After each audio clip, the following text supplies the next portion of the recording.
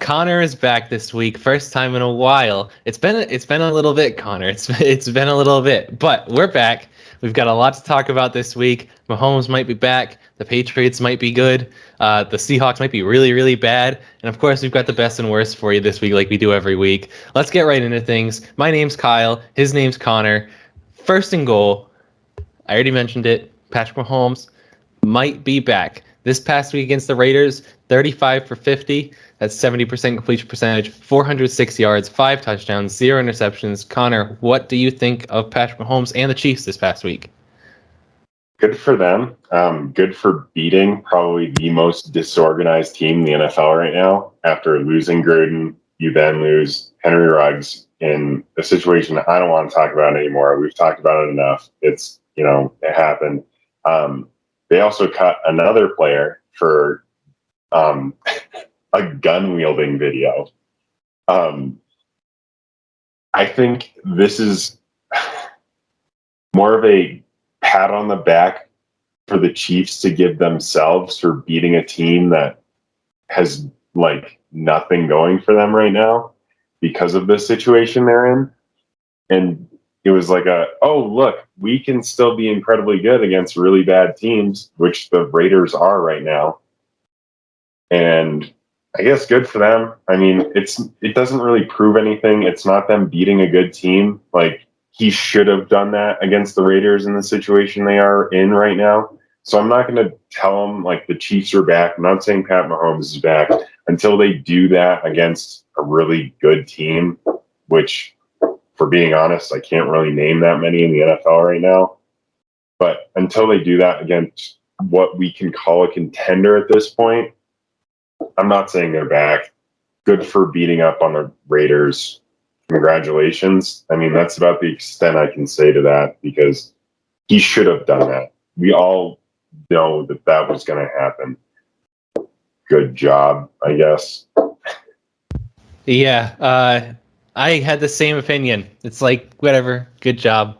We've seen a whole season of pretty not good from the Chiefs. So, I mean, having one game isn't going to change my opinion. He did look good, but I'm kind of struggling to say he's back until I see more than one game of this. Every quarterback has a good game. It's a familiar opponent to the Chiefs. They play the Raiders 100 times. So, yeah, that could have played a role in how well they played. I mean, it's a team that they know. And the Raiders are a decent team, but like you said, they're disorganized, and I've never seen a team implode more than the Raiders have this season. But it's a step in the right direction, right?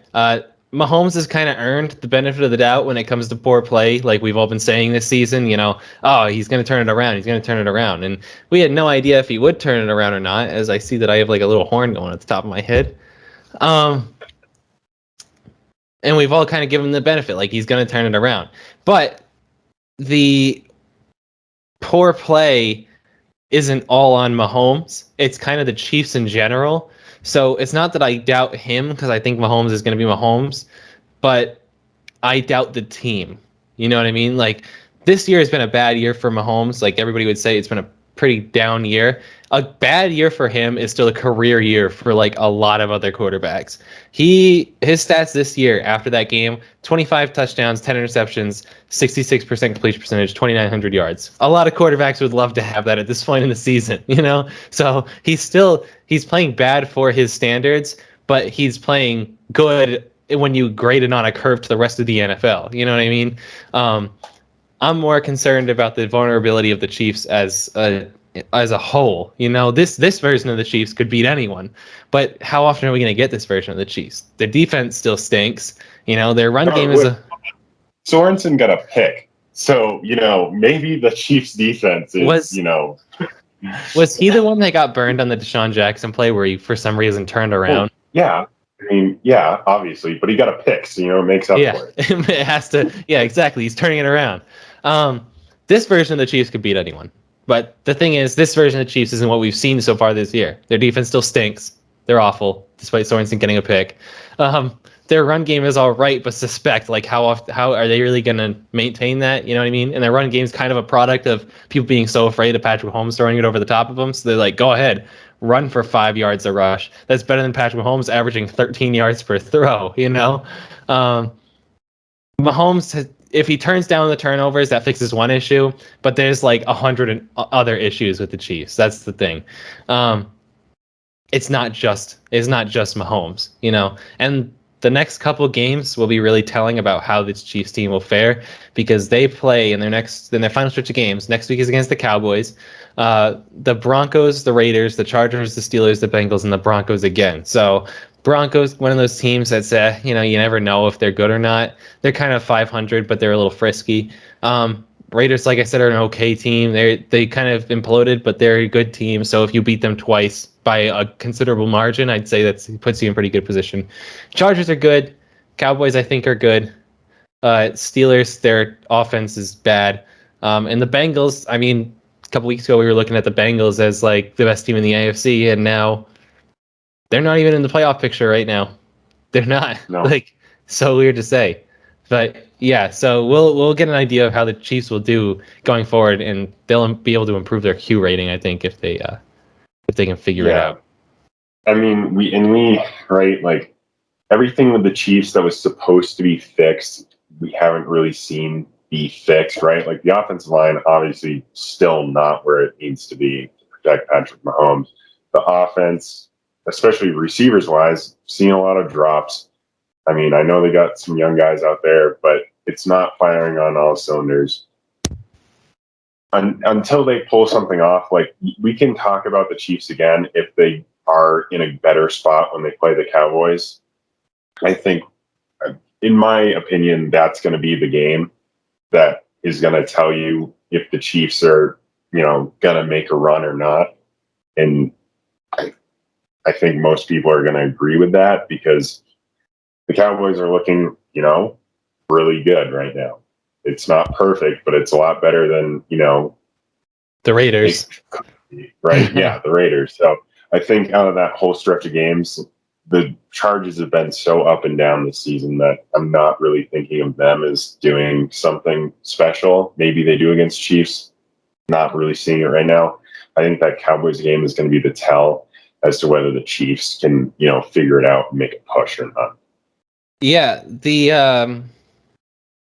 issue I have with the Chiefs is that, I mean, was it 2 weeks ago that they played the Packers? I think it was 2 weeks ago at this point, and the offense looked so bad.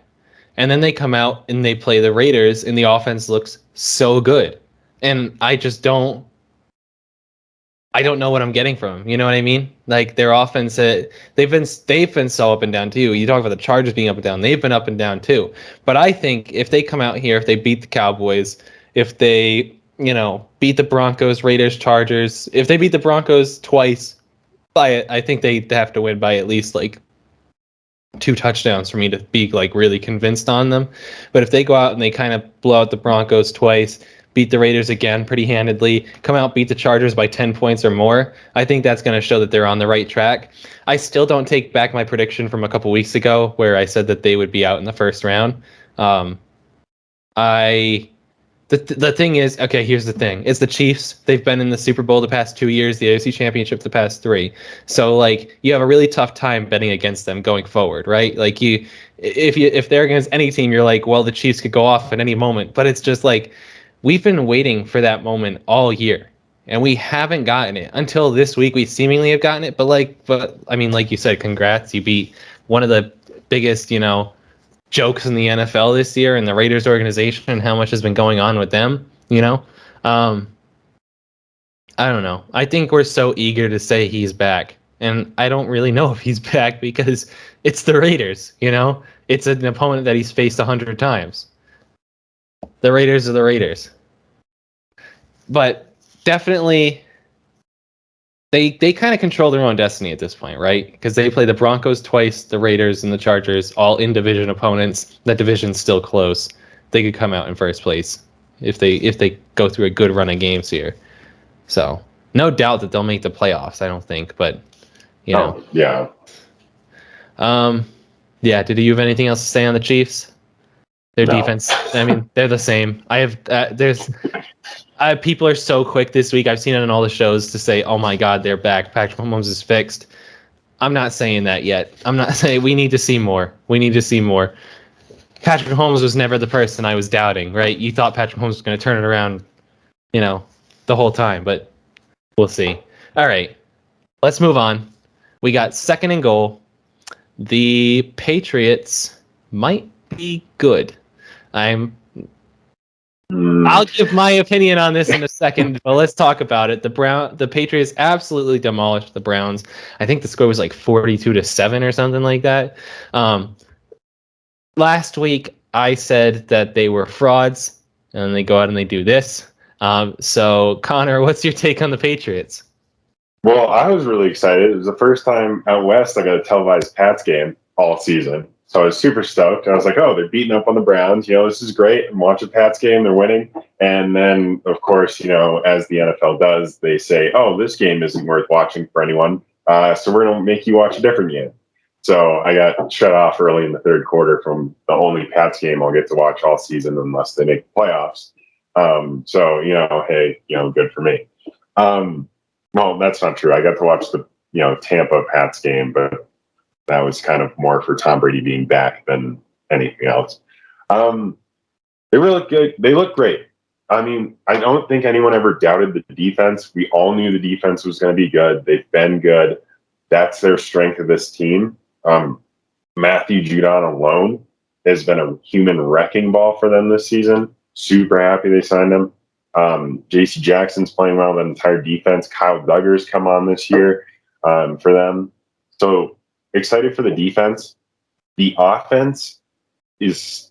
I'm still questioning that. I don't think I'm questioning Mac Jones as much because I've talked about that before. He's the kind of guy that's just going to make the right decision.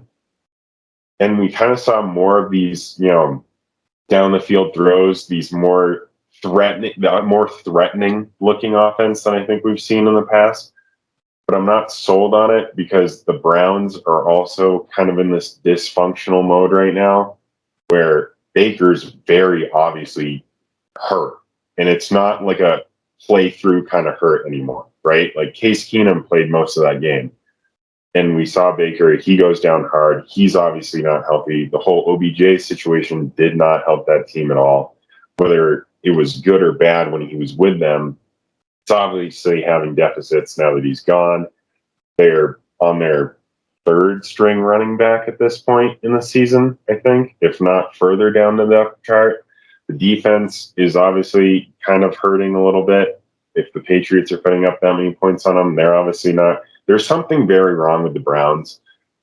And we talked about them when we were doing season predictions. And I didn't think you were still on the bandwagon at that point. I've never been on the Browns bandwagon. And I think I really hope that people are finally seeing that there's something really wrong with the Browns organization. Because like we said, they have all the talent in the world. Obviously, injuries have hindered that a lot. There's something very wrong, and I don't know what it is. And the Pats looked really good, but the Browns also looked really, really bad. So I'm not going to say the Pats are great because they played a Browns team that is all over the place right now. Hopefully they keep playing the way they did against the Browns. Do I think it happens? Maybe. But it's more about how bad the Browns are right now than how good the Patriots played, I think, is the real storyline out of that. Because the AFC North was kind of up for grabs, and then all of a sudden, the Bengals kind of fall out, the Browns are falling out, the Ravens have dropped games that they should be winning, and the Steelers are, again, all over the place. So that whole division is now everywhere. So it is what it is. The Pats are going to keep playing the way they've been playing. They'll probably win some more games just because of that defense, but I'm more worried about the Browns at this point. Yeah, so I'll get to the Browns. I figure I should probably address the Patriots first because I'm starting to look really bad on my Patriots stuff here. So the Patriots moved to 6-4, right? Which is obviously, I mean, if I told you before the season as a Patriots fan, 10 weeks in, you'd be 6-4, you'd be like, no. I'll take that. Yeah, you'd be like, I'll take that. I wouldn't have believed you. I would have been like, no way. I was thinking more, like the opposite of that, 4-6, maybe 5-5. Here's the thing. I stand by my take that the Patriots are slightly overrated and fraudulent. It's not that they're a bad team It's that they're probably looking better than they really are. 4 of their wins have come against categorically bad teams. They beat the Jets twice. That speaks for itself. They beat the Texans. That speaks for itself. And they beat the Panthers with Sam Darnold. I feel like that also speaks for itself. So and the that team is going the complete opposite direction that they were 3 weeks ago. So. I know. 3 years ago, they moved off Cam Newton. 2 years ago, they moved Cam Newton just to bring him back 2 years later because none of their other quarterbacks have worked out.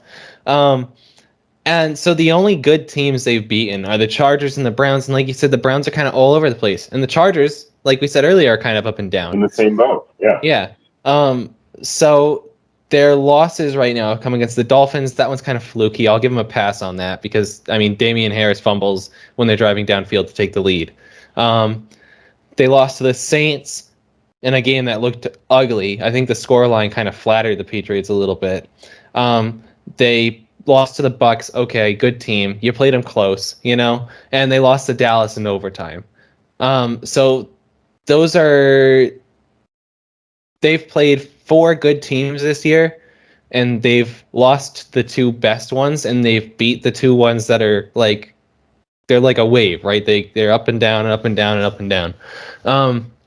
Mac Jones has been good though, and I have to give him credit because he's played like older than a rookie. He's played like he has a little bit of experience. He's proven me wrong every step of the way. Right now, since his loss to the Saints, so I think that was week 4, I want to say, or week 3. He's played 7 games, so this would be week 3 was the Saints game. So since week 3, he's played 7 games, has 11 touchdowns, 4 interceptions, a 70% completion percentage, 228 yards per game, and it has a 5-2 record. That's pretty good. If you got that out of a rookie quarterback, you'd say absolutely. You know, I don't know if he'll ever be more than a game manager because I think that's who he is as a quarterback. But like I said in the past, there's nothing wrong with being a game manager. If anything, there's a real need for it in the league. Is certain teams need that kind of guy. And he's very good at being a game manager, clearly. Like, he's proven that, and he's only a rookie. I don't know if he'll get a lot better throughout his career because sometimes you have those guys that come in really hot and they never, like, their ceiling is only, like, 1 step higher, and then they kind of plateau there. So I said, I think on the other podcast before the draft that when the 49ers traded up that they weren't taking Mac Jones because there was that rumor that they were going to take Mac Jones, and I was like, you don't trade up for Mac Jones. You just don't. And I stand by that too, because I'd still take upside over him because, like, it's like the floor with Mac Jones was probably higher than all of us gave him credit for, including me. But the ceiling is also relatively low, you know? Whereas when you take someone like Trey Lance, the floor is that he never plays it down in the NFL and he's never ready. And the ceiling is he's a top 5 guy in the league. And you're going to take that ceiling every day of the week over, you know, a guy who's going to be top half of the league. But it's what the Patriots need. The Patriots needed a game manager. And they're well coached. They're well disciplined, as is a Bill Belichick coach team. And they're a legit team moving forward. They might not, I don't know if they'll reach another Super Bowl anytime soon, but they're definitely a reason for the Bills to worry. The Bills need to start capitalizing now while they're still a couple steps ahead of the Patriots, because the Patriots are going to be a real issue for them moving forward. Well, and even that could even happen this season with how the Bills are playing right now. I mean, the Bills, we all thought were shoo-ins for, you know, at least, you know, a AFC championship game, right? And now we're looking at the Bills and we're like, second round, maybe? Yeah, right? Like, the Bills haven't been another team up and down. I feel like every NFL team is here. Every NFL team is like that right now. And so we're talking about, you know, threats late, like in a couple years. Like, with how the NFL is set up right now, everyone's a threat to everybody, no matter what division you're in, because everyone's playing so poorly. Yeah, it's the Bills' window to be like the dominant team in the AFC East was very, very, very short-lived. Yeah, it was one season, and now the Patriots are right back there. And you know what? All credit to the Patriots, who lost a franchise cornerstone, the greatest player to ever walk through the doors of any NFL organization, the heart and soul of the team. They lost him, and it only took 1 year to bounce back. 1 year. a solid rebuild in a season. Like, and that's unheard of.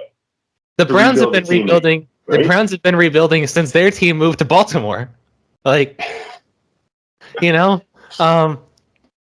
yeah, I think, and I think to move to the Browns, I guess, I think you bring up a really good point in the Browns organization, and there's something wrong. And I think this was really two contrasting organizations. One that's well run, well coached, never slips up, never brings in a guy that's, super, super controversial. Obviously, they had the Aaron Hernandez stuff and stuff like that. But like in 20 years to have one slip up is not a bad thing.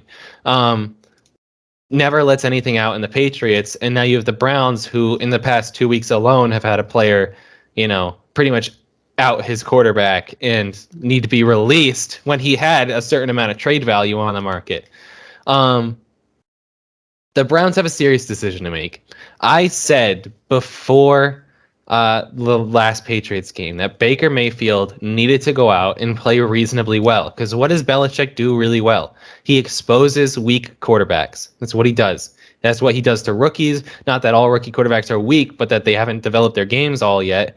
And he exposes bad quarterbacks, like what he did to Sam Darnold, right? So Baker needed to go out and at least play well. He didn't necessarily have to win, but he needed to play well. He couldn't go out and stink up the place. And until he went down with injury, he kind of stunk up the place. He was not good. He wasn't. And it's so frustrating because I was on the Browns bandwagon. I still am. I'm not dying on that. But it's so frustrating to watch Baker Mayfield, because Baker Mayfield, I loved watching him when he was in college, and I thought he was going to be good. I still think he can be good. But Baker's got one fatal flaw, is that he's got all the talent in the world, but he has not developed the NFL mind yet. And it's been 3 years. 4 years? 4 years? 3 years? 3 years, I think. He kind of occasionally... Here's the thing. Baker has the capability of being super, super efficient and accurate, but he's only kind of shown that in flashes, like no more than like a game or two here and there, right? When he played the Chiefs week 1, he didn't throw a touchdown, but pretty much the entire all the viewers of that game said Baker was phenomenal that game, up until the end when he threw the pick. He was incredible. He has a tendency to either lock on to his first read, where he just kind of, he doesn't read the defense, he doesn't move away from that first receiver. Or he has like these weird instances, which I've never seen before, with a quarterback that's kind of like his strong suit coming out was his accuracy. He has these weird instances where his ball placement is just pretty bad. Like gone off the field. Like It's not even in play. Yeah. And it's really strange to watch, because I love Baker Mayfield. I want him to do well because he's electric, and he deserves a lot of credit for the Browns being where they are, right? Him and Jarvis Landry were kind of the culture changers there. They brought in Jarvis Landry, obviously a leader. I don't think anybody's ever questioned Jarvis Landry's leadership. And they bring in Baker, who's kind of this guy who's got swagger, got a chip on his shoulder, perfect for that organization. And they're the two big reasons why they are where they are now. I mean, granted, hiring Kevin Stefanski helps, and bringing in, drafting Nick Chubb and players like that. But they're like the cogs of that machine, right? But he's just had these moments where he's looked bad. Over his last 5 games, Baker Mayfield is 1-4 as a starter. That includes this game, which a little bit of that's not fair because he went down with injury, but they were down big when he went down. That's the last 5 games he's played 60% of. He played 60% of snaps this past New England game, so he was there for the majority of the game. In his last 5 games, he has 7 touchdowns, 2 interceptions, 65% completion percentage, and he averages 211 yards per game. You take out the New England game where he goes down with injuries, he has 6 touchdowns, 1 interception, and 245 yards per game, which is why I'm saying he has these instances where he looks really, really good, But he also has instances where he looks really, really bad. And the argument for Baker was that his play led to wins. He could lead the Browns offense to wins, and that has not been the case. He's 1-4 in his last 5. They're 5-5 right now. Like, I don't know. I just don't know what's going on with him. I really don't. It's so weird. This might be. I don't want to. Like you said, watching Baker Mayfield in college and at certain points is just absolutely electric. And when he's good, it is fun to watch. The downside to that is when he is not playing at that level of really good, it's really, really bad. There's no like mediocre in Baker Mayfield's playbook. It's just he's on and he's going to win you a game by himself. Or if Nick Chubb and Kareem Hunt don't rush for 100 and something yards combined, they're going to lose badly. So where's the point of not moving on from Baker, but maybe changing the offense, changing how it operates around him or through, or if it still stays through him? We've obviously talked that the offense runs through the run game. They don't have a run game right now. So how do you, going forward, if that run game, if Chubb and Hunt and that whole system isn't your bread and butter for a while, how do you fix that? How do you manage Baker's decision making, his accuracy issues that he has? Do you shorten the throws? How do you get it to the point where you're comfortable with Baker in a majority of the games that he's going to make the right decision, that he's going to make the throws you need him to, which will probably consistently get the Browns more wins? And I think that's the mindset the Browns need to take going forward to make it work with Baker. Because I wouldn't want to move on from Baker. He has these flashes of greatness, like we've talked about, but like, how do you get that, not greatness, but how do you get the kind of consistency you need to win, consistent games that you need to win to get out of just the AFC North?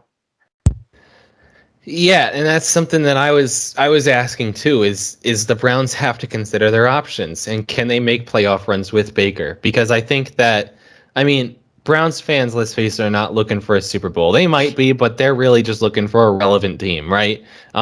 They've been so bad for so long that just making consistent playoff runs would be fine for them. I compared it to the way the Steelers played in towards the middle and late 2010s with Antonio Brown and Le'Veon Bell, where they never made a Super Bowl, but they were right there in it, one of the better teams in the league the whole time. Browns fans, that would be their Super Bowl, is being right there, right? They have to make a decision on if they're going to extend him, because we're starting to get towards that time. And I know that they can pick up his fifth-year option. And at this point, that's probably what they're going to do, is pick up his fifth-year option and say, get a healthy season and we'll see, because like you said, he has been injured. But the thing about the Browns is, are there better options out there? I know that Aaron Rodgers and Russell Wilson are potential candidates this offseason. Are Aaron Rodgers and Russell Wilson coming to Cleveland? Probably No, not. absolutely not. Probably you couldn't pay not. those guys not to go to Cleveland. And there's no one coming out in the draft that I would take over Baker. Right. And so it's just frustrating. I think that Baker is a confidence player. And by that I mean, when his confidence is high, he's efficient, moves the ball down the field well, spreads the ball out to the offense. So when you start games, he kind of needs to get in that role, right? But when he starts out games and let's say they go 3 and out, or one and done, or he throws a pick, it's like those games, it only really gets worse. It starts bad and it ends bad. And that's what we mean about Baker being either really good or really bad and no in between, is because he's like that. He's a confidence kind of player. And you look at him and you're like, well, how does Baker lose confidence? He always exudes confidence. But I think there's a real thing about like having confidence on the outside, but not having it, like doubting yourself on the inside. And when he faces a team like the Patriots, Bill Belichick is going to give you a bunch of defensive looks, and he's going to try and make it as confusing as possible for you and make sure you can't get in a groove. That's the kind of team that Baker's going to struggle against, because he can't build up that confidence. And that's a real issue. If you're building your franchise around a guy, you can't have a guy that's just come and go each week on whether or not he's going to be good, I'm not saying Baker needs to be Patrick Mahomes, but he needs to be. He can't be like, he can't have these weeks where he's terrible one week and great the next week and terrible again and up and down and up and down. Well, the big issue with that is you also play in the most defensive-minded division in all of football, which is the AFC North. Like, that whole division, throughout the history of it, has been built off of defenses, right? Like, the Ravens, historically, defensive-minded teams. The Steelers, historically, defensive-minded teams. Even the Bengals, when they were bad, were still defensive-minded teams. And so that's the thing. Like, if you're coming out of that kind of division, like I said, just to make it out of the AFC North, not even make a playoff push, you have to be able to read complicated defenses. And that's 8 games a year you're seeing that. So, like, how are you going to manage that if obviously he struggles with it thoroughly? Yeah, and you bring up the division, and a really good point to make is Baker the worst quarterback in that division? I don't think so with Big Ben. I think Big Ben at this age is. I would think Ben's worse, but I'd rather have Lamar. That's for damn sure. I'd probably rather have Joe Burrow at this point because I don't think Joe Burrow ever loses confidence like that. And this is the thing. Like, I'm saying all this. I like Baker. I've been Baker. I've defended Baker since he came out of the draft, right? I really like Baker Mayfield. And I'm sitting here saying he's probably the third best quarterback in the division, and that's not particularly close, So you have to think the Browns. The gap between 3 and 4 is like astronomical at this point because we all know where Big Ben is trending. Right, exactly. But you're also comparing him to a 36-year-old quarterback that's had a ton of injuries, That's not good. That's not good when he's like 25. At this point, Baker's headed that way too. He's injured a majority of the time. If he's not out with injuries, he's playing heavily injured. And so, like, where does that put him in 5 years, right? Like, and the other thing is, I think a lot of people in Cleveland are losing confidence in Baker, right? Like, you have Joe Burrow, who was out for an entire season, and the entire city of Cincinnati is behind him. Like, and it's impossible not to be. Like, how could you not be behind Joe Burrow? Right. That's just the kind of guy he is. Oh, I think a lot of people in that organization and supporters of the Browns are like, we were supposed to have this, like, spark plug of a dude coming out of Oklahoma, and we get it sometimes, but other times we're like, right. That's the thing, and that's the problem with Baker. That's where it comes in, is that he's that spark plug sometimes, but other times it's like it looks bad. It looks really, really bad, and I hate to say that, but it does. Sometimes it looks really good, like. He's at no point has he ever looked like a top 10 quarterback, but top 12 in the league. Sometimes he looks like it, and other times he looks like you need to move off this guy immediately. So that's why I'm saying the Browns, what they're probably going to do is just give him his 5th year, make him play for that contract, and then I guess I'll ask you this question as a follow up: what's too much money to pay for Baker Mayfield? Is Kirk Cousins' money too much money at this point in the NFL?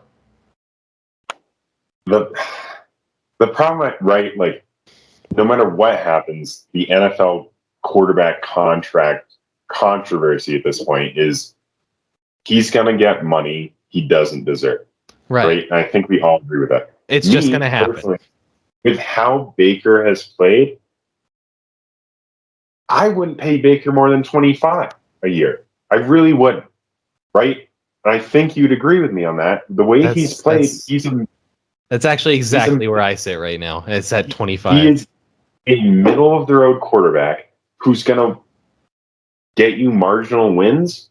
Like, and you're not even fighting for a contract at that point. If I'm the Browns, I sign Baker, I pick up his 5th year, I give him 25, or, I'd give Baker 25 for a season, be like, hey, here's the deal. If you don't, in the stipulation of, not in the contract, obviously, but in the decision, it's like, hey, you have to get us to the playoffs. It's whether it's a wild card or an actual spot, that is where Baker needs to go with that team. And if he doesn't get there, I think it's time to move on. And there's ample opportunity to make the playoffs with 3 wild cards.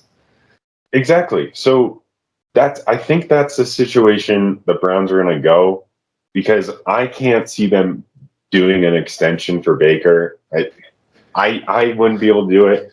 Pick up the 5th year, give him $25 million, and be like, hey, if you don't get us to the playoffs, we're gonna have to move on, because like we've talked about so much about how talented that Browns team is. They should be winning games. There's no excuse for them to not win games. And I think the more and more I watch that team, Baker is the guy who holds them back.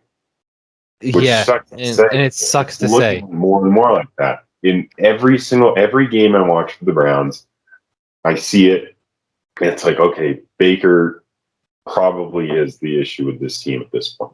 Right. Which sucks, because sometimes he looks like he's the solution. And it just sucks. I sit right around 25. I don't think they should offer more than, I don't think he's worth more than 25 at this point. He could always get better. We've seen late resurgences in careers a couple of years down the line. Drew Brees did it, where he was okay at San Diego, goes to New Orleans and has a Hall of Fame career.